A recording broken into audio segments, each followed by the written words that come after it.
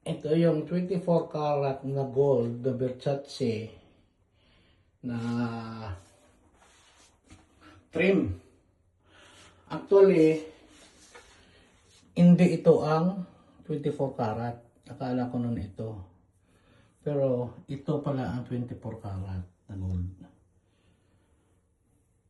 Dalawang length, 8 feet ang haba, $2,400 isa. So, tinirahan ko ng dalawa. So, for 8. Kagandahan dito sa project na ito, ako ang pinadiskarte ng may-ari sa lahat ng materyales. Kaya, ang kanyang material sa ang material niya sa bahay na ito, sa finishing, sa tile alone, umabot ako ng $80,000. Kasi yung kwarto ng anak niya nandyan, yung blue tile na nilagay ko sa floor doon, it's worth $112 per square foot.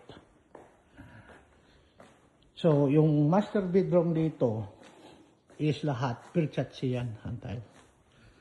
So, ito yung retaining wall na ginawa ko noon. Retaining wall. Dito. Yan siya. Yan siya. Yung hinuhukay ko noon. So, ngayon, ito na siya. Yan.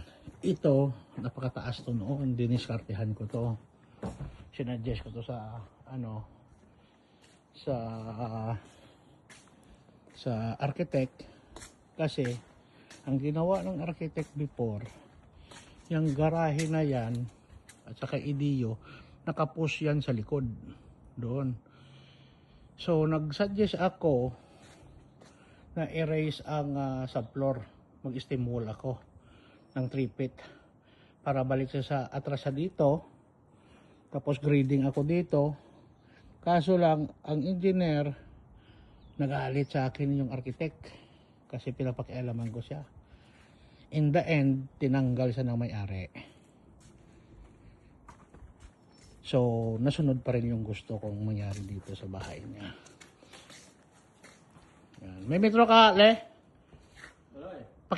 Metro doon, kasi sukatin ko yung yung bintana doon. Yan. Tisla yan.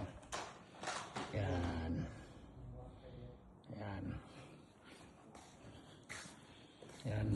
Ito, 125 na panel ko, JEDU. Yan, ito yung garahe dito. Yan. Kunting sundot na lang.